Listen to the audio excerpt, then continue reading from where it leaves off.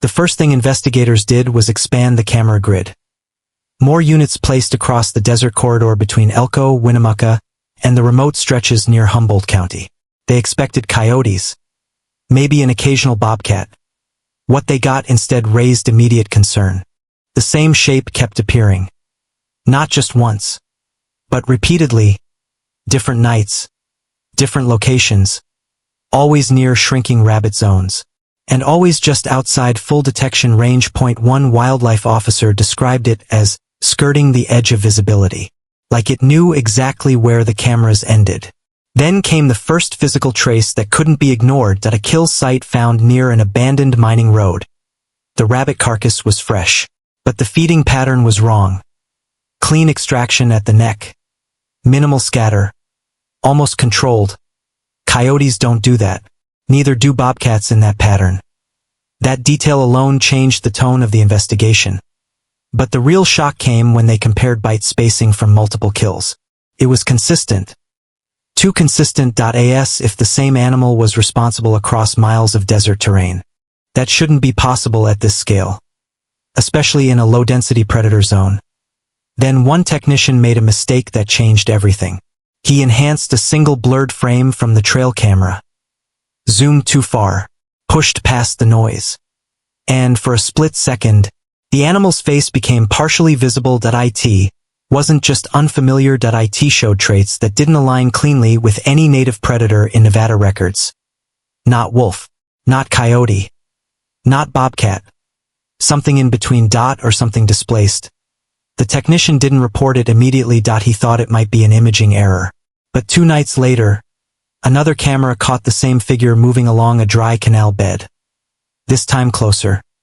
Much closer. And the rabbits nearby didn't run until the last second. Almost like they didn't recognize the threat fast enough.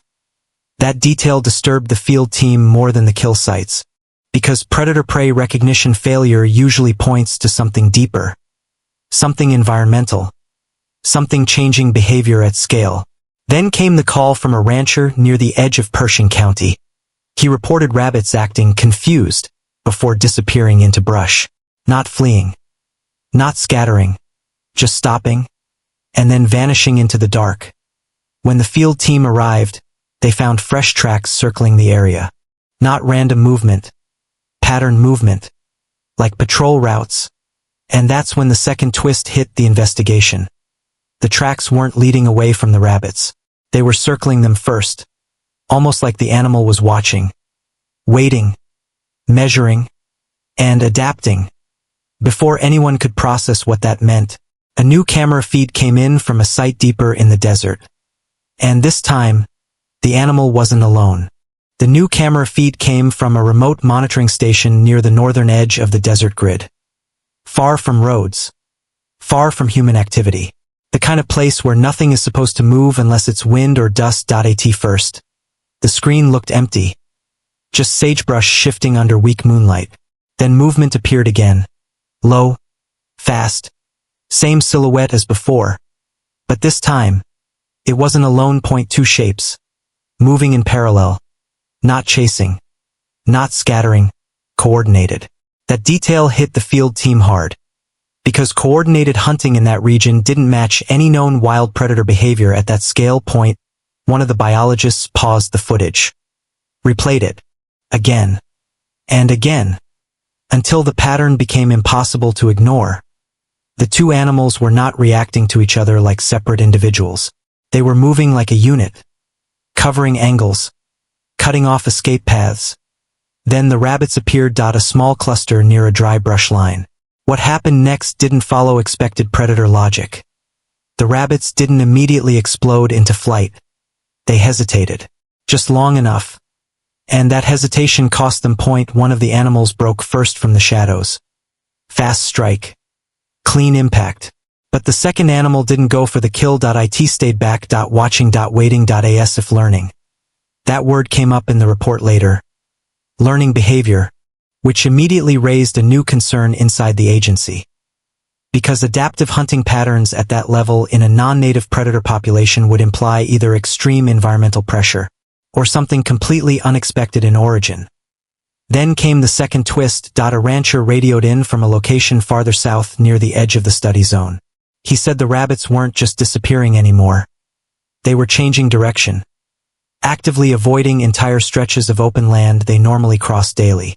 And that should not have been possible. Rabbit movement patterns don't shift that quickly without a major ecological trigger. Before the team could respond, another feed activated. Different camera, different night, deeper in the desert, and this time, the animals weren't just hunting together. They were moving through areas where no rabbits had been seen for weeks. As if they already knew where the remaining pockets were hiding. The field team didn't sleep that night. They stayed locked inside the mobile station, going over every feed frame by frame. Something about the movement patterns wasn't adding up anymore. It wasn't just hunting. It looked structured, almost directional, like the animals were navigating the desert with purpose instead of instinct. Then a new report came in from a different monitoring point near the Quinn River Basin. A rancher had found rabbit remains arranged in a narrow line along a dry irrigation trench, not scattered, placed. That detail forced a silence in the room. Because predators don't arrange kills. They consume and move on. But this looked different. Intentional spacing. Consistent gaps. Like markers point. One of the biologists called it nonsense at first, until a second site reported the same pattern. And then a third. All within a shrinking radius. At that point, the investigation shifted from population collapse to something far more unsettling. Behavioral mapping. Something was influencing movement patterns across multiple zones. But nothing on record explained it.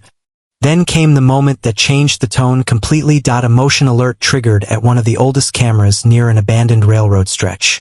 The footage showed a single animal standing still for nearly 20 seconds. Not feeding. Not moving. Just observing the camera.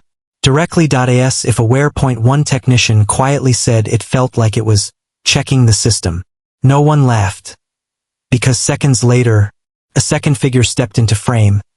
But it didn't come from the desert. It came from behind the first animal. Meaning it had been there the entire time. Waiting out of view. That realization hit the team hard.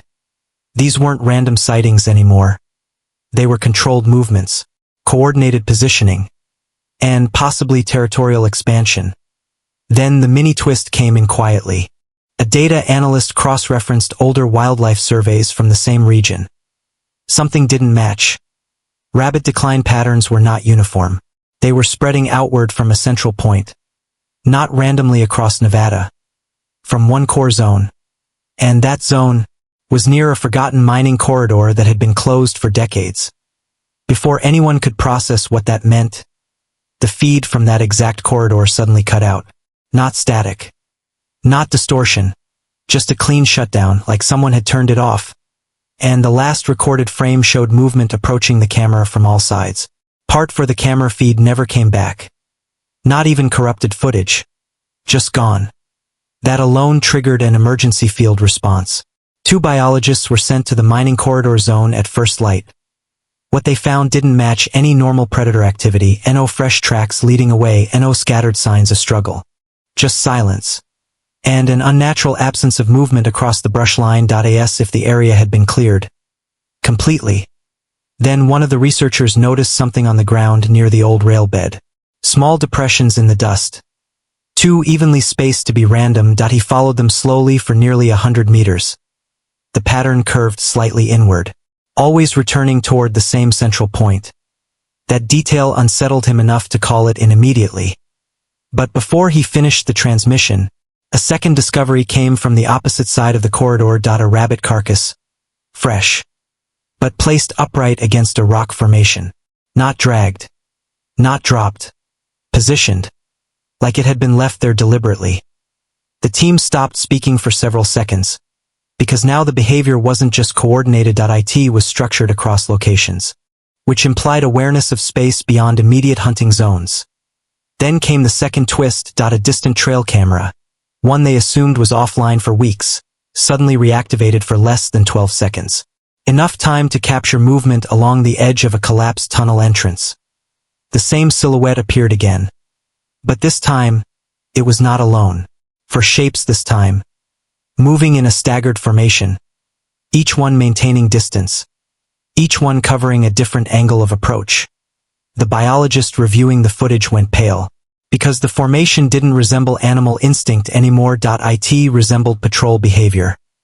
Deliberate spacing, controlled movement, like they were securing territory. Then the final detail hit the report log. A faint thermal signature deeper inside the tunnel. Something warm, stationary, not moving toward the entrance, not moving away, just waiting.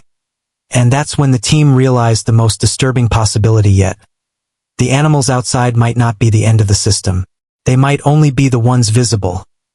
The team didn't enter the tunnel right away. They waited for backup. But the thermal signal didn't stay still for long. It shifted slightly.